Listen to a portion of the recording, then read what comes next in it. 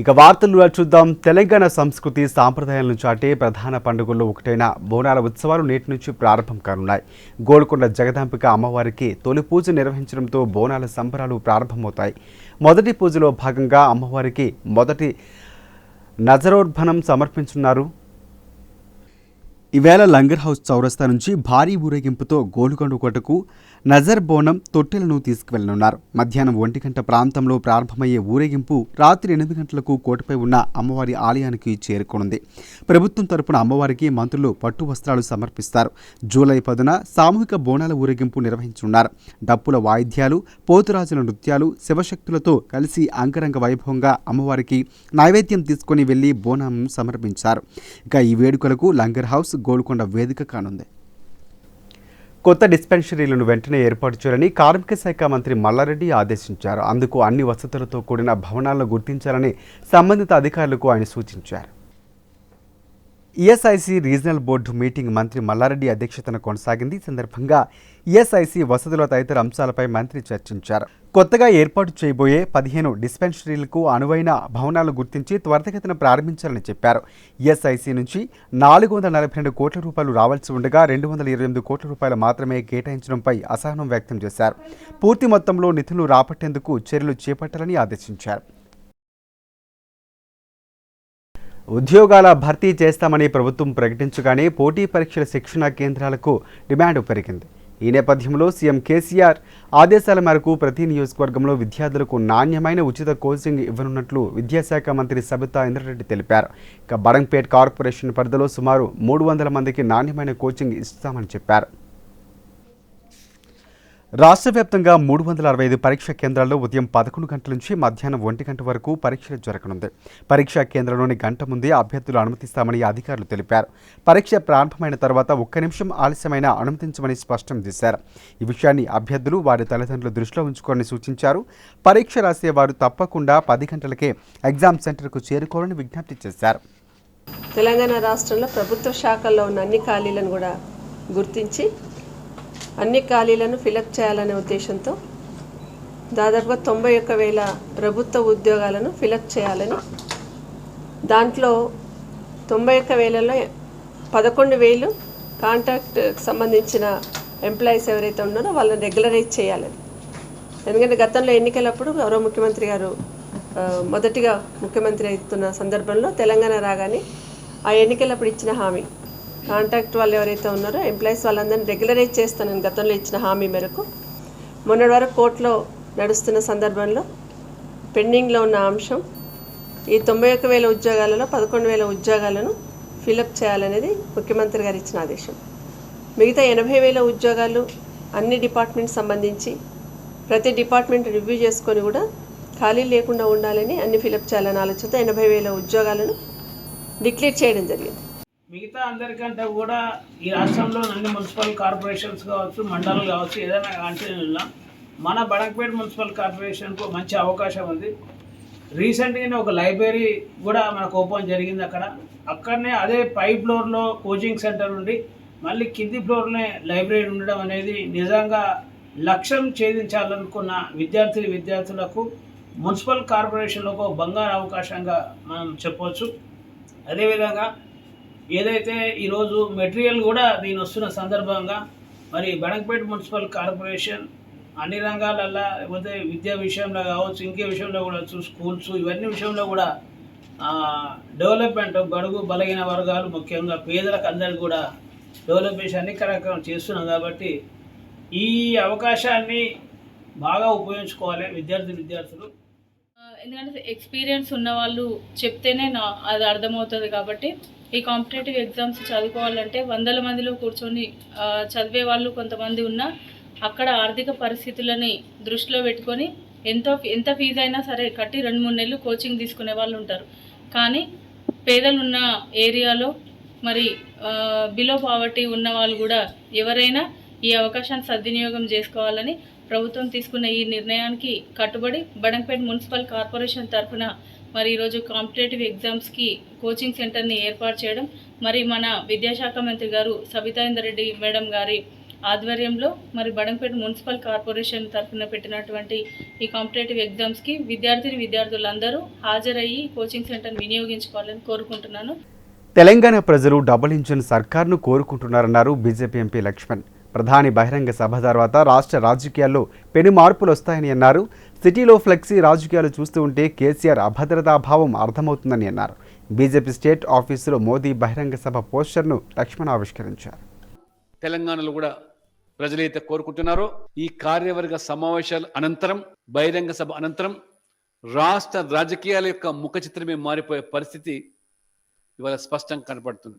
రాష్ట్ర భారతీయ జనతా పార్టీ ప్రతిష్టాత్మకంగా తీసుకున్నటువంటి ఈ కార్యవర్గ సమావేశాల నిర్వహణ అన్ని వర్గాల ప్రజలను మొత్తం ఇవాళ తెలంగాణను, ప్రత్యేకించి తెలంగాణ రాష్ట్ర రాజధాని హైదరాబాద్ను లఘు భారత్గా, మినీ భారత్గా పరిగణించేటువంటి పరిస్థితి దేశం మొత్తం నుంచి, అన్ని రాష్ట్రాల నుంచి ప్రజలు నివాసం ఉంటున్నట్టు వాళ్ళకు కూడా ఒక పూర్తి భరోసా కల్పించడానికి ఆయా వర్గాలతో కూడా ప్రత్యేకమైనటువంటి సమావేశాలు నిర్వహించాలని చెప్పి కూడా దాదాపు 16 రాష్ట్రాలకు సంబంధించినటువంటి లింగ్విస్టిక్ మైనారిటీస్ యొక్క సమావేశాలు ఈ యొక్క కార్యవర్గ సమావేశాల సందర్భంగా ఈ 4 రోజుల సమయంలో ఈ హైదరాబాద్ పరిసర ప్రాంతాల్లో కూడా నిర్వహించాలని చెప్పి పార్టీ భావించింది.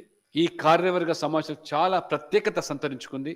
చరిత్రలో నిలబడేటువంటి సమావేశాలు హైదరాబాద్ లో బాగా జరగడం రాష్ట్ర భారతీయ జనతా పార్టీ కార్యకర్తలు అందరం కూడా గర్వపడుతున్నాం. గుళ్ళు దేవుళ్ల పేరుతో బీజేపీ రాజకీయం చేస్తున్నట్టు మండిపడ్డారు PCC working president Jaggareddy.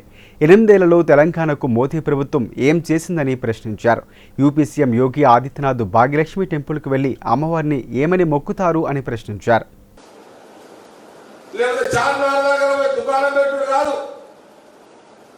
Yellamma Pochamma దగ్గర పోయి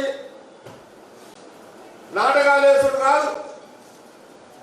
మీరు ఇచ్చిన 2 హామీలు, ఆ 7 హామీలకు చెప్పండి. అప్పుడు భాగ్యలక్ష్మి తల్లి, శ్రీరాముడు, హనుమంతుడు, ఎల్లమ్మ, పోచమ్మ, భాగ్యలక్ష్మి తల్లి అందరూ అప్పుడు సంతోషపడతారు. ఇది చాలా స్పష్టంగా దీని మీద మాకు ప్రజలకు మీరు ఇచ్చిన హామీలు అన్ని కూడా చేయాలి. అట్లాగే వైజాగ్ స్టీల్ ఫ్యాక్టరీ ప్రైవేటీకరణకు సంబంధించి కూడా ఇప్పుడు ఈ రాష్ట్రంలో 2 రోజులు ఉంటుండు. అల్లూరి సీతారామరాజు గురించి ఆంధ్రప్రదేశ్ పోతున్నాడు ప్రధానమంత్రి గారు. 4వ తారీఖున పోతున్నాడు. ఆ రోజు కూడా అల్లూరి సీతారామరాజు పోరాటం ఎవరి కోసము? బ్రిటిషులు తరలించడమే కాదు, బ్రిటిషులను తరలించడం అనంటే స్వయం పరిపాలన, మన పరిపాలన మనందరికీ మేలు జరగాలని అల్లూరి సీతారామరాజు గారు పోరాటం చేశారు. ఎస్సీ వర్గీకరణపై ప్రధాని మోదీ స్పష్టమైన ప్రకటన చేయాలని ఎంఆర్పీఎస్ జాతీయ అధ్యక్షుడు మందకృష్ణ మాదిగ డిమాండ్ చేశారు. కొత్తపేట బీజేఆర్ భవన్లో జూన్ 2న చేపట్టే సడక్ బంద్ పోస్టర్ను ఆవిష్కరించారు. పరిస్థితిలో మా ఆవేదన రోడ్డెక్కే పరిస్థితి వస్తుందనేసి కూడా గుర్తు చేస్తున్నాను. ఇకపోతే మేము కోరుతున్నది ఏంటంటే, రేపు జాతీయ కార్యవర్గ సమావేశాలు ప్రారంభమయ్యే 2వ తారీఖు నాడు మేము జాతీయ స్థాయిలో సడక్ బంద్కు పిలుపునిచ్చాము. 3వ తారీఖు నాడు గౌరవ ప్రధానమంత్రి నరేంద్ర మోడీ గారిని కలిసి ఎస్సీ రిజర్వేషన్ల వర్గీకరణ మీద వినతి పత్రం ఇవ్వడానికి ఒక ప్రతినిధి బృందం వెళ్ళడానికి ప్రయత్నం చేస్తుంది. మాకు వెంటనే కేంద్ర మంత్రి కిషన్ రెడ్డి గారు, బీజేపీ అధ్యక్షుడు సంజయ్ గారు, ఓబీసీ చైర్మన్, అదే సమయంలో ఇప్పుడు బీజేపీ జాతీయ కార్యవర్గ సమావేశాల సమన్వయకర్త డాక్టర్ లక్ష్మణ్ గారు, ఈ ముగ్గురు కలిసి చొరవ తీసుకొని గౌరవ ప్రధానమంత్రి నరేంద్ర మోడీ గారితో మాకు అపాయింట్మెంట్ ఇప్పించి మేము వినతి పత్రం ఇచ్చే సమయంలో మా సమక్షంలో ప్రధానమంత్రి గారికి విజ్ఞప్తి చేయాలి. మేము కోరుతున్నాం. ఆ రోజు ఎన్నికల ప్రచారంలో భాగంగా నరేంద్ర మోడీ గారు వచ్చినప్పుడు మేము అపాయింట్మెంట్ కోరలేదు. సూర్యాపేట జిల్లాలో పర్యటించిన వైఎస్ఆర్టీపీ అధినేత్రి షర్మిల విద్యుత్ శాఖ మంత్రి జగదీశ్వర్ రెడ్డిపై ఘాటైన విమర్శలు చేశారు. ఒకప్పుడు స్కూటర్ మీద తిరిగే జగదీశ్వర్ రెడ్డికి వేల కోట్ల రూపాయలు ఎలా వచ్చాయని ప్రశ్నించారు ఆమె. మంచి జగదీశ్వర్ రెడ్డి మీకు కనిపిస్తే చెప్పులతో రాళ్లతో కొట్టాలంటూ సంచలన వ్యాఖ్యలు చేశారు. ఒకసారి కాదు 2 సార్లు మీరు ఓట్లేసి గెలిపించారు. జగదీశ్వర్ రెడ్డి గారు మంత్రి అయ్యాడు. ఎలా మంత్రి అయ్యాడు? తాగేటోడు ముఖ్యమంత్రి అయితే మందు కలిపేటోడు మంత్రి అయినా కావాలి కదా.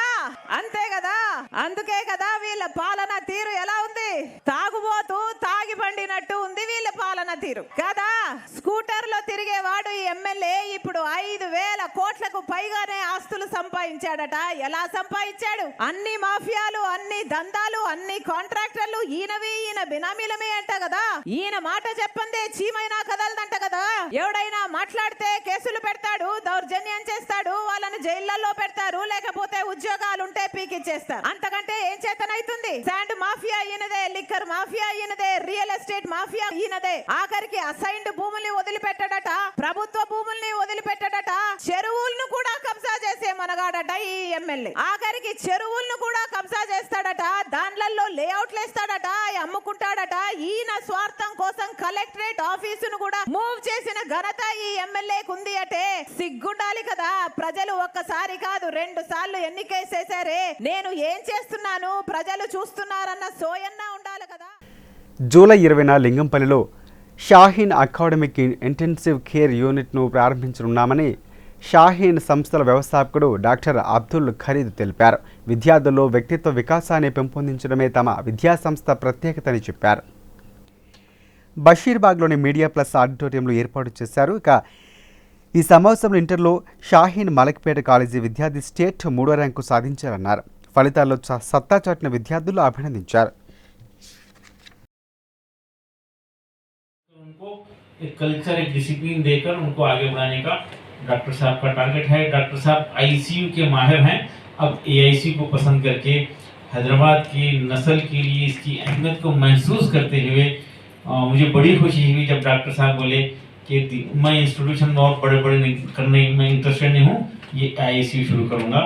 तो हमारा पूरा सपोर्ट रहेगा. बीदर में जो काम हो रहा है वो 100% डॉक्टर साहब की निगरानी में एआईसीयू के हवाले से यहाँ पे शुरू होगा. जैसा कि मैं बता रहा था, आज डिस्ट्रैक्शन बहुत ज़्यादा है और डिस्ट्रैक्शन से इस नस्ल को बचाना है, नस्ल को बचाना है और तहजीब की हिफाजत करना है. आप हर रोज़ अजीब व गरीब खबरें सुनते होंगे. हम ये बताते हैं कि हमारा बेटा बहुत मियारी स्कूल में पढ़ा है और उसके अखलाक का मियार आप लोगों के सामने है, अखबारात में आप पढ़ रहे हैं. तो हम जो है नस्ल की हिफाजत, उसको ताकतवर बनाना है और तहजीब की हिफाजत करना है. तहजीब की हिफाजत करना है. हैदराबाद शहर में, ख़ास तौर पे पुराने शहर में बॉयज़ के सेक्शंस को स्कूल्स बंद कर रहे हैं. I've been studying in Shaheen for the past 1 year and I've had very good experiences for the past year. I'm quite happy. I have no regrets that I've joined Shaheen. All my lecturers are very supportive, are very excellent. I believe they have been there at every stage that I wanted to achieve. And moreover, I would like to thank my parents for everything they have done right from my childhood. And I feel quite happy being at this stage. I'm very proud to be a Shaheeni, I'd say. And my future goal is to become a doctor, inshallah. And not just a doctor, a very good doctor, inshallah. And I need your prayers and blessings with me. Thank you very much. 1-2-3 महीना try करा मैं, तो seat नहीं मिल रहा था. जब last में क्या हुआ, सीट मिला. फिर प्रतिमा में, करीमनगर में हमारी बच्ची भी 4th ईयर है, वो तो उस दिन मालूम हुआ कि ठीक है मेडिकल सीट का जो ना कितना अहमियत है. तो मेडिकल सीट में नंबर 1 आज जो कोई है तो वो है शाहीन.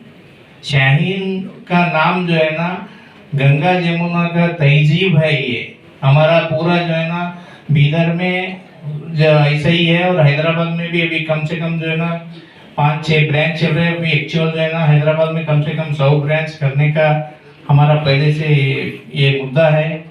और शाहीन का मेन सबसे बड़ा क्या है बोलो तो कोई फीस के चलते किसी को दबाव नहीं डालते हम.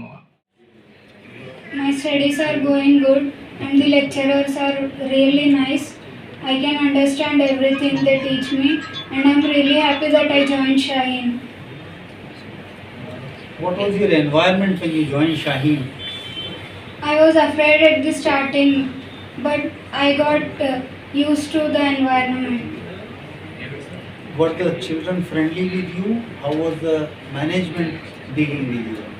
Yes, the children were friendly with me and they have become friends, and the management is really nice. How far it was helpful in improving the standards of your studies? It was helpful. You were a residential candidate over there or day scholar? Day scholar. Okay, very nice. What is your future? Musheerabad police station పరిధిలో heritage palace బాకారంలో mega job mela నిర్వహించారు. Central zone Hyderabad city పోలీసులు సంయుక్తంగా ఈ job మేళాను ఏర్పాటు చేశారు. Central zone DCP M Rajesh Chandra, assistant DCP central zone మరియు Musheerabad circle inspector Jahangir Yadav, Musheerabad police station DI Venkanna, Gandhinagar CI Mohan Reddy ఆధ్వర్యంలో జరిగింది. జాబ్ మేళాలో ICICI bank, Axis bank, Apollo pharmacy, Big Basket మరో 15 కంపెనీలు పాల్గొని నిరుద్యోగులకు స్పాట్ ఆఫర్లు లెటర్లు ఇచ్చాయి. ఇక Musheerabad circle inspector Jahangir Yadav job మేళను విజయవంతం చేయడానికి ఎంతో కృషి చేశారు. For free and access the latest jobs available locally and regionally. So the biggest advantage and value addition all the job locally available. Railway ఉద్యోగి సురేష్ కుమార్ ఇంట్లో సిబిఐ దాడులు చేసింది. నాచారంలోని కాంక్రీట్ ప్లాజా అపార్ట్మెంటు 405B బ్లాక్లో ఉన్న సురేష్ కుమార్ ఇంట్లో సోదాలు చేసింది. సురేష్ కుమార్ సౌత్ సెంట్రల్ రైల్వేలో విధులు నిర్వహిస్తున్నారు. ఇక 10 లక్షల లంచం తీసుకుంటూ ఉండగా అధికారులు రెడ్ హ్యాండెడ్గా పట్టుకున్నారు. ఇక 15 మంది బృందం సభ్యులతో కలిసి సిబిఐ అధికారులు సురేష్ కుమార్ ఇంట్లో సోదాలు నిర్వహించారు. హైదరాబాద్ నుంచి హజ్ యాత్రకు 377 మంది తరలి వెళ్లారు. నాంపల్లి హజ్ హౌస్ నుంచి ప్రత్యేక బస్సులో శంషాబాద్ అంతర్జాతీయ విమానాశ్రయానికి వెళ్లి అక్కడి నుంచి ప్రత్యేక సౌదీ అరేబియన్ ఎయిర్లైన్స్ విమానాల్లో యాత్రకు బయలుదేరారు. 7వ బ్యాచ్కు హజ్ హౌస్లో ప్రభుత్వ సలహాదారు AK Khan, TS Haj committee chairman Mohammed Saleem, AP state Haj committee chairman Gouse Lazam, executive officer Isaac Basha జెండా ఊపి ప్రారంభించారు. ఇక ఈ బ్యాచ్లో హైదరాబాద్ నుంచి 14, తూర్పుగోదావరి నుంచి 1, గుంటూరు నుంచి 2, కడప నుంచి 125, కర్నూలు నుంచి 183, రంగారెడ్డి నుంచి 2, విశాఖ నుంచి 41, పశ్చిమ గోదావరి నుంచి 9 మంది ఉన్నారు. चंद बात ऐसे हैं जिस पर मैं आगाज़ करना चाहूँगा आपको. जैसे सलीम साहब और शफीला साहब आपके चेयरमैन साहब भी बताए हैं इसके बारे में, फिर भी इन बातों को दोहराना मैं मुनासिब समझता हूँ. सबसे पहले आपके ख़ानदान में हो, रिश्तेदारों में या दोस्त अहबाब बहुत सारे हज करे होंगे इससे पहले, 4 साल पहले, 10 साल पहले. वो भी आपको हज के तौर तरीके बताए होंगे और आप भी उनसे इन बातों पर जो भी जानकारी हासिल करते हैं वो तलब करे होंगे. मगर एक बात याद रखिए, आप 2 साल पहले यानी कि 2019 से पहले जो हज का तरीक़ा था, आज जो हो रहा है इसमें काफ़ी तब्दीलियाँ आए हैं. 2 साल तो वैसे कोई आज़मीन हज यहाँ से रवाना नहीं हुए थे. 2020 और 2021 2 साल के दौरान सिर्फ रस्मानी तौर पर आलम भर के जितने भी मुल्क थे वहाँ से डेलीगेशंस यानी कि छोटे छोटे काफ़िले बुलाए गए थे वहाँ पर. इस बार भी कम तादाद में जा रहे हैं हाजी वहाँ पर आज़मीन हज. सिर्फ 50% यानी कि हर साल अगर 38 लाख हाजी वहाँ जमा हो रहे थे. చండీగఢ్ వేదిక 2 రోజుల పాటు జరిగిన జీఎస్టీ మండలి సమావేశంలో కీలక నిర్ణయాలు తీసుకున్నారు. కొన్ని వస్తువులపై జీఎస్టీని పెంచగా మరికొన్నింటిపై మినహాయింపులు ప్రకటించారు. ప్యాకింగ్ చేస్తున్న లస్సీ, బటర్ మిల్క్, పెరుగు, గోధుమ పిండి, తృణధాన్యాలు, తేనె, అప్పడాలు, ఆహార ధాన్యాలు, మాంసం, చేపలు, మరమరాలు, బెల్లం మరింత ప్రియం కానున్నాయి. ఇక వీటితో పాటు పలు డైరీ, వ్యవసాయ ఉత్పత్తులను 5% లోపు జీఎస్టీ స్లాబుల్లోకి చేర్చేందుకు జీఎస్టీ కౌన్సిల్ పచ్చజెండా ఊపింది. ఈ మేరకు రాష్ట్రాల ఆర్థిక మంత్రులు, ఫిట్మెంట్ కమిటీలతో కూడిన బృందం చేసిన సిఫార్సులను జీఎస్టీ కౌన్సిల్ ఆమోదించింది. దీనికి సంబంధించిన అధికారిక నోటిఫికేషన్ విడుదల ప్లాస్టిక్ కప్స్ గ్లాసుల ఉత్పత్తులపై నిషేధం 1 సంవత్సరం పాటు వెసులుబాటు కల్పించాలని థర్మో ఫార్మింగ్ తయారీదారుల సంఘం ప్రభుత్వానికి విజ్ఞప్తి చేసింది. సోమాజిగూడ ప్రెస్ క్లబ్లో ఏర్పాటు చేసిన సమావేశంలో సంఘం అధ్యక్ష కార్యదర్శులు పి రమేష్, సురేందర్ అగర్వాల్ పాల్గొని ఉన్న ఫలంగా రేపటి నుంచి ఉత్పత్తులు నిలిపివేయాలంటూ ప్రభుత్వం ఆదేశాలు జారీ చేయడం తగదని అన్నారు. డిస్పోజబుల్ గ్లాసెస్ పాండమిక్ 1 వచ్చింది, మా ఇండస్ట్రీ బంద్ అయిపోయింది. పాండమిక్ 2 వచ్చింది, ఇండస్ట్రీ బంద్ అయిపోయింది. అండ్ ఇప్పుడు సడన్గా మామూలు ఈ అసోసియేషన్ ఎస్యూపీలోంచి తీసేసి మీరు బంద్ చేయండి, బ్లాంకెట్ బ్యాన్ ఫ్రమ్ July 1 అని అంటున్నారు. మేము we are agreeing that even we are interested to save the environment. మేము గవర్నమెంట్కి అగెనిస్ట్గా ఏం మాట్లాడలేదండి. మేము ఆల్రెడీ 2 years మేము పాండమిక్లో పోగొట్టుకున్నాము, లాసెస్ బేర్ చేసాము యాజ్ ఎ ఇండస్ట్రియలిస్ట్. మేము ఇంకా మళ్ళీ సడన్గా ఇది వచ్చేపాటికి మళ్ళీ మేము ఎక్కడికి పోవాలి? ఆల్రెడీ మేము లాస్లో ఉన్నాం మా ఇండస్ట్రీస్ అన్నీ. మాకు రిక్వెస్ట్ చేసేది ఏంటంటే గవర్నమెంట్ నుంచి మాకు ఇంకొక 1 year అన్నా మాకు ఛాన్స్ ఇవ్వండి. సెకండ్, మాకు ఏమన్నా ఆల్టర్నేటివ్ మెటీరియల్ వచ్చేంతవరకన్నా ఛాన్స్ ఇవ్వండి. ఇఫ్ నాట్ 1 year, ఒక 6 నెలల్లో ఏదైనా ఆల్టర్నేటివ్ మెటీరియల్ వచ్చింది మీ ఇండస్ట్రీకి మీరు యూజ్ చేయమన్నా మేము చేస్తాం. చంద్రయానగుట్ట పోలీస్ స్టేషన్ పరిధిలో ద్విచక్ర వాహనాల చోరీలకు పాల్పడుతున్న దొంగల ముఠాను పోలీసులు అరెస్టు చేశారు. వారి వద్ద నుంచి 6 బైకులు, 1 ఇంజన్ను స్వాధీనం చేసుకున్నారు. 3 నిందితులను రిమాండ్కు తరలించారు పోలీసులు. ఇక ఫలక్నుమా ఏసీపీ షేక్ జహంగీర్ చంద్రయానగుట్ట పోలీసులను అభినందించారు. ఇంతకుముందు 53 వాహనాలు, ఇప్పుడు 6 వాహనాలు రికవరీ అయ్యాయని తెలిపారు. व्हीकल चेकिंग कर रहे थे हमारे चंद्रयानगुट्टे के डीआई ए मसूदन रेड्डी और जी हरीश एसआई और स्टाफ जब कर रहे थे तो ये लोग एक 3 आदमी जो है सो एक गाड़ी पे आ रहे थे. गाड़ी पे आते रहे तो ये लोगों को पकड़ के अपन सस्पिशियस ग्राउंड पे एक अपना पास चोरी हुई सो एक गाड़ी उनके पास था. वो हमारे को शक्की नज़र से देखना पड़ता ना. शक्की नज़र से देखने से हम ये मुबारक कुरैशी, मोहम्मद शहजाद और मोहम्मद अमीर, ये तीनों को जो है सो पकड़े. और वो लोगों को हम लोग इंट्रैगेशन करने से इंट्रैगेशन में वो लोग कबूल लिए कि ये मुबारक कुरैशी और मोहम्मद शहजाद ये दोनों मिलके एक 3 गाड़ियाँ चोरी करे. 4 गाड़ियाँ, ये 4 गाड़ियों में एक होंडा डियो बाइक और टीवीएस अपाची बाइक और Pulsar bike fashion plus pro.